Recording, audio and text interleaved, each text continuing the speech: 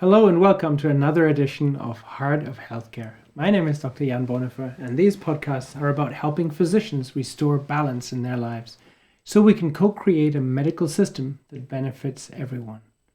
A quick reminder that you can find more information about our nonprofit Heart-Based Medicine and the work we do to support healthcare professionals at heartbasedmedicine.org.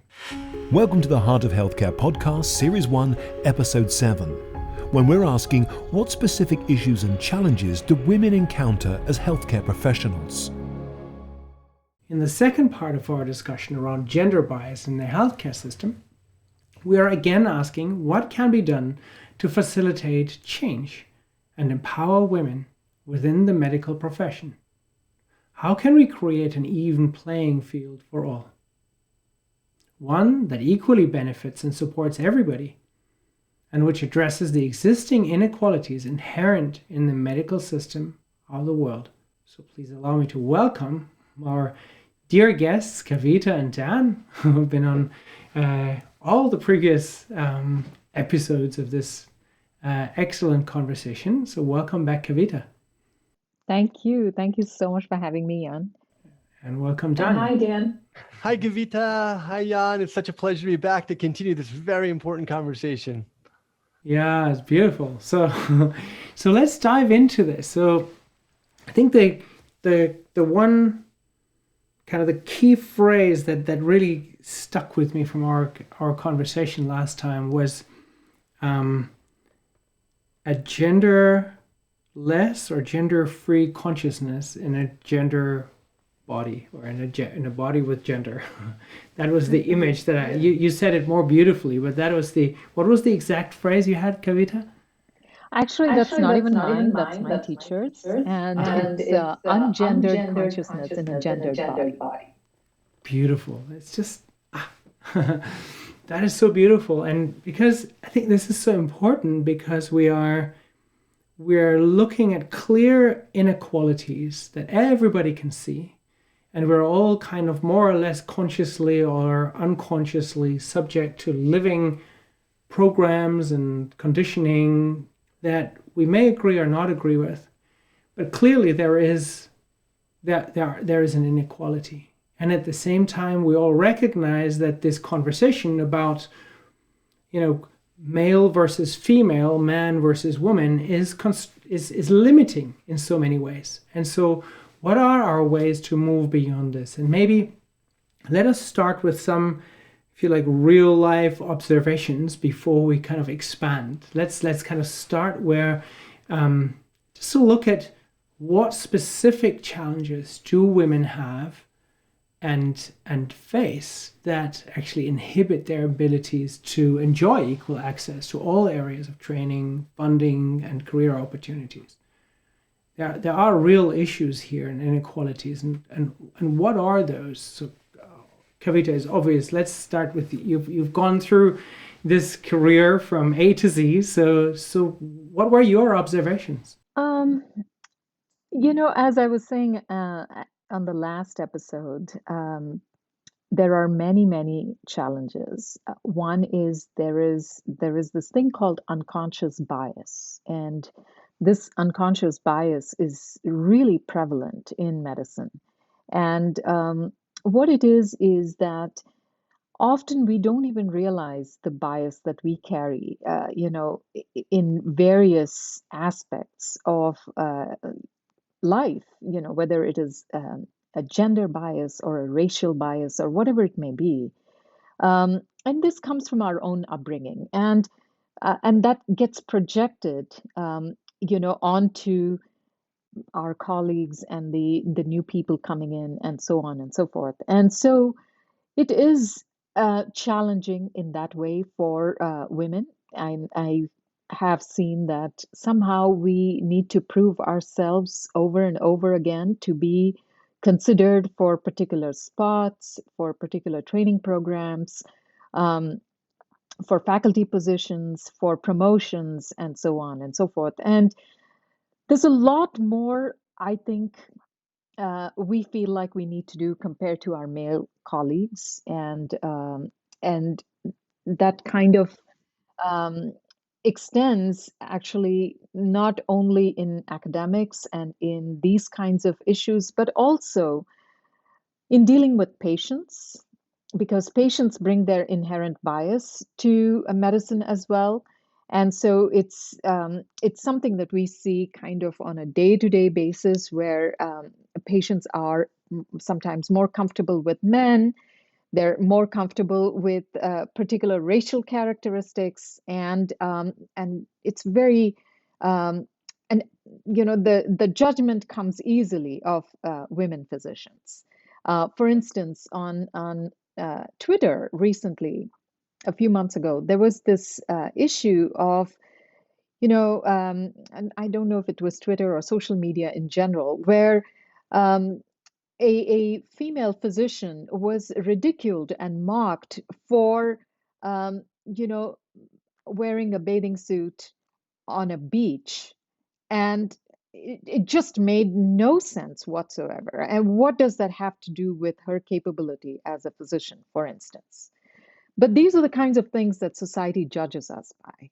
And so it can be a constant conflict and battle, actually, whether it's in clinical practice or in academia, whether we are applying for grants or submitting papers or writing manuscripts, and or we're in speaking engagements. So it's in every layer there is a bias. The other huge aspect, I think, that is extremely challenging, which needs to be addressed on a societal level, is the expectation that women are caregivers of their family. And we put this pressure on ourselves as well. And so what happens is, um, we have to often choose between having a family versus choosing a career. And it's what I have always been told is that you can have it all, just not at the same time. And I myself have seen, I'm a mother and a wife, and at various times in my career, I gave up opportunities in order to be the caregiver for my children. And this was not, forced on me, but this is something I did on my own. But for a lot of women, it's not a choice. They just don't have the support to be able to do both and do it well.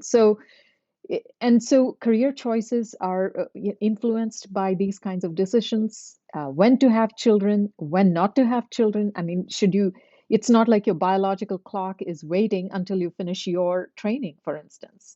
And there can be complications in pregnancy. And in these, in Western countries, particularly in the US, there is absolutely no regard, no respect for women who have had children. The expectation is you take 6 weeks off, you come back full force. And any woman who has given birth knows it's not as simple as that. Giving birth to a child is a big deal. And you're dealing with all kinds of problems physically and emotionally and psychologically. And you're expected to come back and, immediately be on your feet. So there is no support there either. So all of these things are actually very, very huge hurdles, in my opinion, for women in healthcare. Yeah, thank you. That's a shocking first small list of of all the many aspects that we've seen, and it is incredible how in a society where men and women live alongside, and the women are the fathers of these children, the men are the fathers of these children, that somehow this doesn't change. I'm not getting it.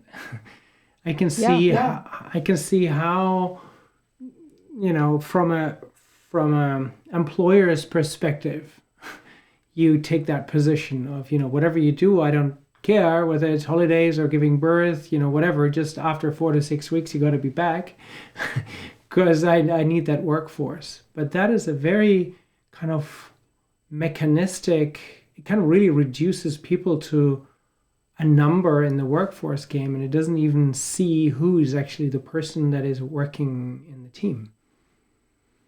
And here very specifically, I guess this is where the bias comes in, is kind of we're used to that the women kind of find their way and need to adjust. And otherwise we don't even need to think about it. We don't even need to give it as much value as our, let's say, mechanistic worldview would like it. Yes. So this is where a key, what really concerns me here is that there is somehow the vision, the ability to see who is actually in front of me and what is actually the need of that person, has been sacrificed for the sake of some other goal or some purpose or some bottom line. Yeah. And I have to say that we as in women in general, I wouldn't, again, this is a very generic statement. We haven't been really good at reclaiming that space and saying, this is not how it's done. What we have done is we have tried to say, the way I have seen, this being worked through is women pushing themselves harder and saying, oh yeah, you say 6 weeks, I'll be back in 4 because I can do it all. Instead of saying, no, that's not, the system needs to be changed. And instead we say, well, if men can do it, I can do it too. I don't have to do it. I shouldn't have to live up to men's standards, is what I'm saying. But that's not how we're fighting it, in quotes. And I think that whole approach itself is wrong because I don't have to be a man in order to be treated equally. Yeah. So I think we're going about it the wrong way, in my opinion. Yeah. So that's exactly, we're kind of stuck in this kind of very linear, polar view of the world, where kind of there's on the one side is being feminine or a woman, and then that's even set as the same. And then on the other side is kind of being male and being a man. And then that's merged into one. While already that doesn't really work. There's a lot of women with male and female qualities and vice versa. And then, so we're kind of limiting energies to body shapes. and then the idea is, okay, so in order to survive in a male world, then we need to kind of adopt that behavior and just fight harder. While actually neither way works. So the solution, I guess, would also not be let's all become women, because now it's kind of, we've screwed that up for 500 years. Now let's be on the other side of the camp and be all women and go into everything female. So how can we actually kind of move beyond this polarized world of the view? What is possible here? I wonder what Dan wants to say. Yeah, I was going to say on that. It's funny, as you're saying that, the first thing that came to my mind was that Buckminster Fuller. So Bucky Fuller said, you never change things by fighting the existing reality. To change something, build a new model that makes the existing model obsolete. And that's really what we're talking about here, because we're talking about a model that already exists and we're playing into. We know that there's unconscious bias, and we know that there's a gender societal norms and thoughts that we have, and we're trying to create balance. I think, Kavita, just to kind of play on what you were giving us last time, but beyond the ungendered consciousness and gendered bodies is Shiva Shakti. It's formless and form. It's awareness and consciousness and the holder for that to occur. And so just playing in that realm of how we can create that balance for all of us to be our very best within balance. And as you're talking about kind of bringing it to much more pragmatic, practical, it's funny, 11 years ago when my daughter was born and I was working in a very progressive, very forward-thinking, what felt very visionary medical practice, paternity didn't exist. Paternity did not exist. And so, yes, absolutely, women, way more than 6 weeks is what's necessary, but not being there at this instrumental, at this unbelievable moment of your child's birth, thinking that, the man's supposed to come back to work the next day. it's just like all of this is ridiculous. And that's like what Yes. we get to do is play with a system that doesn't exist, and it doesn't make us better at what we're doing. And so the opportunity here is to really understand, how do we become more balanced in order to share, in order to model that with our patients to make all of us better. And so it's, again, I'm Mr. Quote today, but, it's like, the rising tide brings all of us up, right? All of these ideas. It's like, as we bring that to fruition, if all of us are playing out our best selves, then we can offer that to our patients. And I think, Kavita, what you were talking about makes so much sense in the not having the support in the family, because then ultimately, you look at, let's say, the Association of American Medical Colleges and look at the disparity in what women versus men go into. You have these fields that women feel like they could maybe end up doing part-time. So you're devoting less of your training into something. You have less years of actual training forward. And then it's also like, could you be a pediatrician and work 24 hours versus 40 or 60 hours? And can you play that versus some of these subspecialties where it's a little bit harder, where you're devoting much more energy and time forward thinking. And then all of a sudden it's much harder to do something for a very short period of time because of the investment. And, as a cardiologist, you could speak directly to that, because it becomes hard. You've devoted so much. And so like, what and how do you kind of do that in sort of a part-time offering? So ultimately, I think we're getting into this system of like, okay, or an idea of like, okay, the system needs to change. Jan, I loved what you were saying with our conditioning and our programming. So it's like anything else, we actually have to repattern that. And so where is the opportunity to facilitate change? How do we even the playing field and where does that start? And so that's maybe the question that we kind of continue right now is like, look, okay, if that's the basis for this, and we know that the system doesn't really work and we have to create more balance, is it in training? Is that where we have to kind of bring more balance to it, or is it the people that we're bringing into training? Because I will say that when you look at, American Medical College, I believe 2019 was the first year that there were more women entering into medicine than men. And so there is this, a long time coming, but there is let's say, a leveling of that playing field of men and women in that way. But where they go in medicine, where they're sort of, because of conscious programming or gendered bias, where they end up in medicine, where they're allowed to, or feel like they're allowed to play within, is one of the things that that really I'm thinking about. And I'm curious, Jan, your thoughts, kind of going back to you on that. What do you think are the inherent parts of medicine that we could sort of play with or tweak or change in order to shift this? And then maybe Kavita and I can kind of discuss where we can make those, or how we can make those changes. Fabulous. Yeah. I think it's worth looking at the distribution.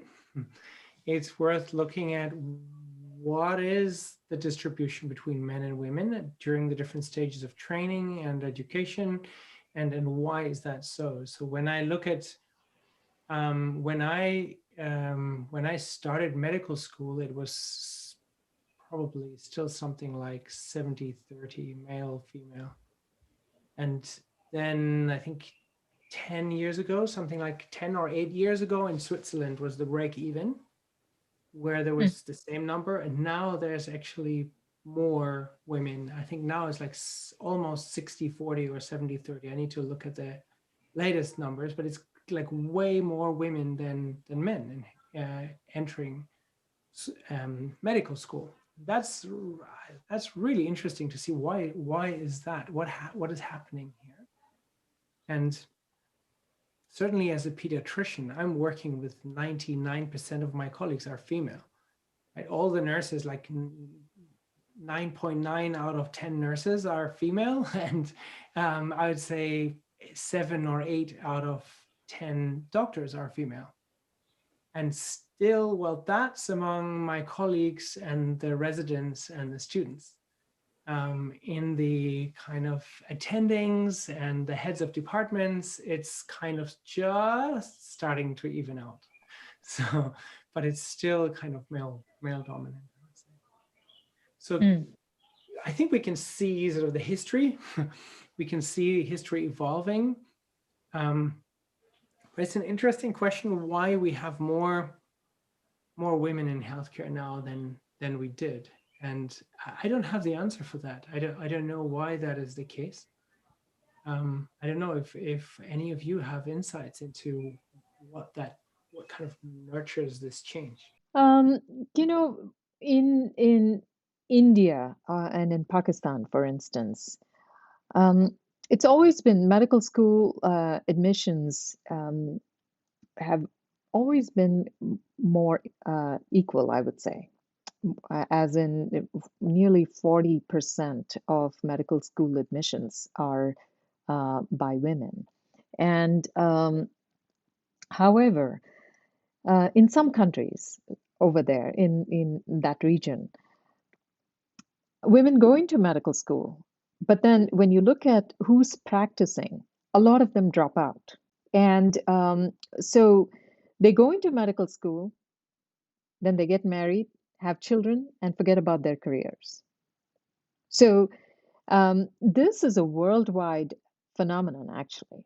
And you know, when you were talking, when both of you were talking, I was reminded of this. You know, when the pandemic happened last year, and we could see this actually in many of the academic branches of medicine. There was a huge productivity of academic papers and manuscripts and publications by men. You know, do you know about this phenomenon? And so men became extremely productive, whereas, you know, a lot of the doctors, women doctors, actually took a step back because the kids were off school and they had to be, you know, homeschooled and they had to be supervised. And it was an extremely stressful time for women physicians and healthcare providers. And the men were thriving on this because now, you know, they were productive and the women were getting stressed out, you know? And so that is kind of the reflection of what happens after medical school training. You know, it's like, and the choices that you're saying, actually, Dan, of women saying, okay, let me take a part-time job. No, I think that's a bad deal, actually. If you have spent so many years in training, why should you take a part-time job with, you know, low benefits and all of that? Instead, can this practice not be modified to fit my schedule? That's what, you know, that has been what I have advocated for and I have been very fortunate to be in a practice and in a department that is very supportive. Whereas where I say, you know, I can't attend 7 a.m. meetings. I can't because that's the time my kids need to be in school and I'm busy and I can't be there. That's it. You know, you all have wives. I am the wife. So I can't do that. I'm not going to start my clinic at 7 a.m. I'm not going to be there at 6:30. I can't do that. I will start my clinic when I can, after I have taken care of my children. And at the end of the day, I'm as productive as anybody else. Yeah, of course. It's just I'm, you know, making my own schedule. And I'm not going to be forced into part-time work just because, you know, I also have other responsibilities, right? And I think these are really practical issues, and they come down from, you know, healthcare administrators who are not really looking at all this. They're only looking at productivity, RVUs, how much money you bring in. These are bean counters. What do they care, right? So, and what is the standard for productivity? Men who have wives who don't have to care about what else is going on at home because there's somebody else taking care of it. Yeah. Right? So it's a systems problem. It's a systems problem. So unless that system changes, I think it's going to be very difficult for us to advocate for, too many things here. It is really challenging. So let me ask you, I mean, I know very well the times as a resident when some of the colleagues, being female, had already their children. And so as residents, being on a very strict schedule with no choice essentially on when you're working. I mean, basically the shop said what days and what time you're showing up, and you better be there on time in Switzerland particularly. So it's like, 8 sharp means 8 sharp and not 8:01 or something. So then we tried to create situations where we knew, like, okay, this colleague, she had to do something in order to bring the child to daycare, and the daycare opens at 7:45, and she just can't make it by 8:00. It just doesn't work. So we just, doesn't matter. You just come after the morning meeting, and we'll just feed you in or something. We just stick together as a team and we support each other. And that was very, very difficult. And that then created difficulties for everybody. That created basically a bad situation in the team, and that then it just had repercussions on all ends. So even so, how did you deal with this during times in your training when you had less choice? Like as you were getting more advanced, you have a little bit more ways to play your thing. But I have to say, training was very difficult. Very difficult during pregnancy and, especially late stages of pregnancy, and especially if you have complicated pregnancies and so on. Nobody really cares, because it's ultimately about, meeting your goal of this is what you need to do. And it is during training actually that you are at your biological prime, and that's when you need to have your children too. So it's really difficult. I was very fortunate to be in a program that was very supportive, and I had a program director that was extremely supportive, and so somehow I got through that. But it was exceedingly hard. And I have to say, one of the great things that has come out of this pandemic is this understanding that not everything needs to be done in person. You can call in to a meeting. You can listen in, like on a Zoom, for instance. You can talk to patients remotely. And not everything needs to be done in person. And I think that has eased up a lot of pressure, actually, particularly if you have to be somewhere at a particular time. And you simply can't figure out all of these different things. And a lot of women feel like it's not worth it. It's just not worth that hassle, and choose, less satisfying careers, even for them, because it's a huge sacrifice. And when you think about it, life is really short. Life is short, and you should not have to compromise because of all these things, right? So, but yeah, it was really difficult. And you're right. After training, there's a lot more choice. But again, that's where all of these things need to be restructured, the systems problem. Yeah.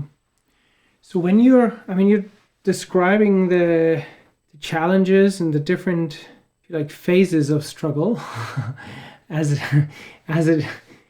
happens through your training, and yet you had the courage and the stamina and the energy to stand your ground, and you also had support, as you described. And even with all the support, it was a struggle, right? So we can only imagine what it's like when there's absolutely no support, and then it's very, very understandable if there's just giving up. And so I guess it's not worth it.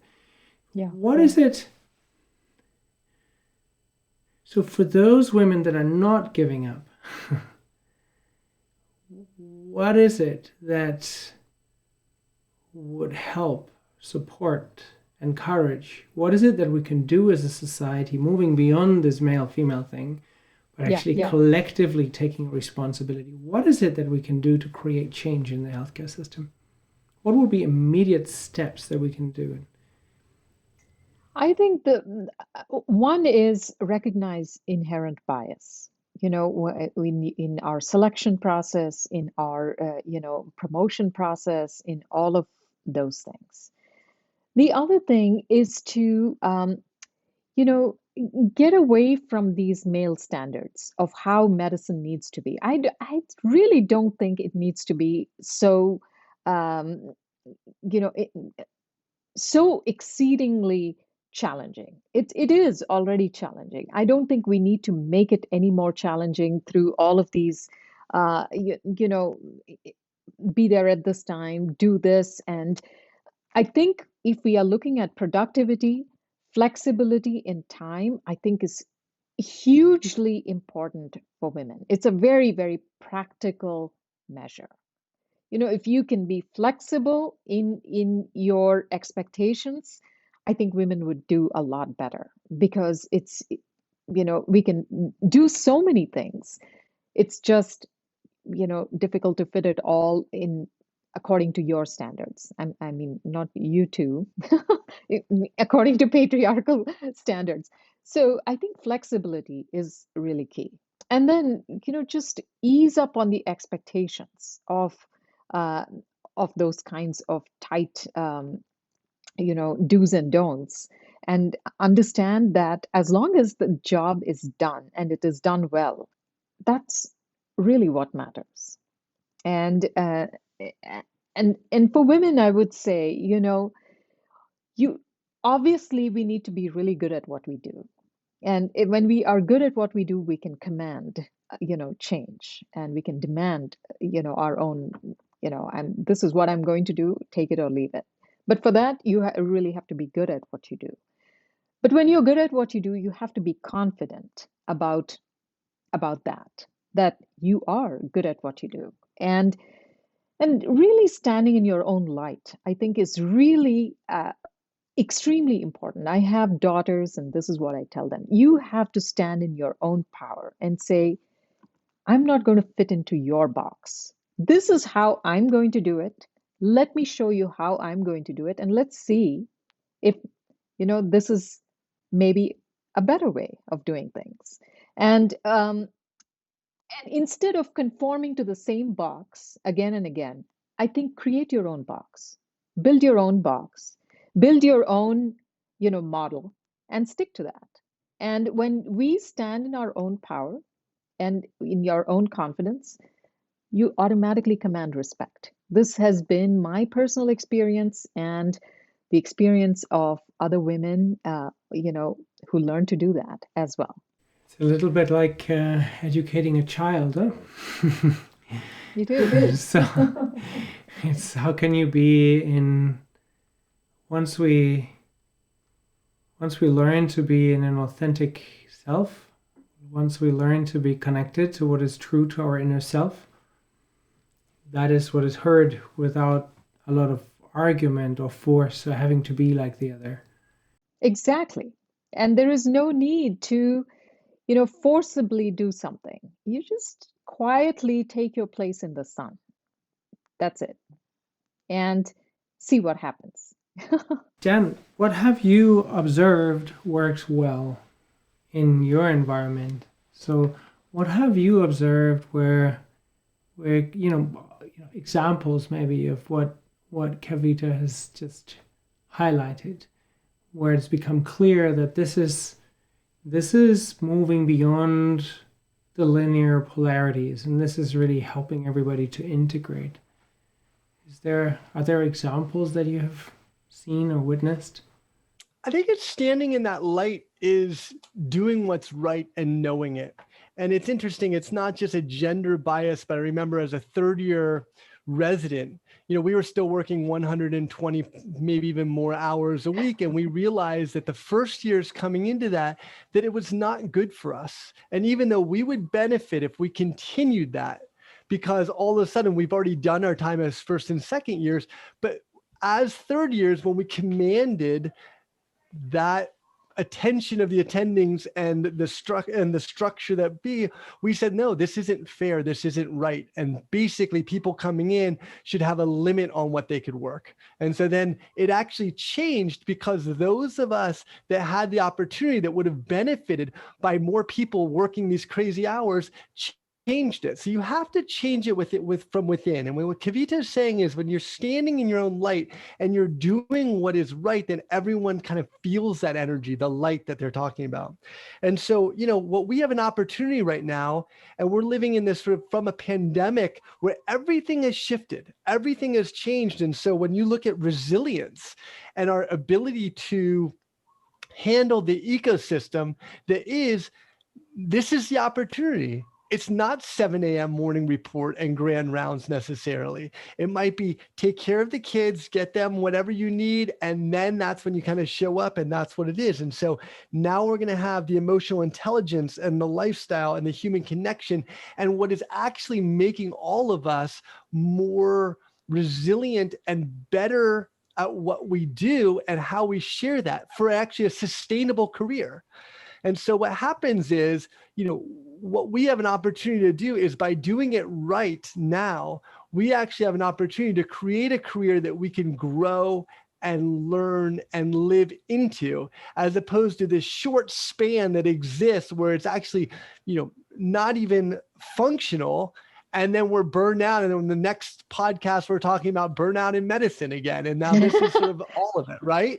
And so this is the opportunity. And I think what Kavita just highlighted is, one of the challenges is that it is systemic.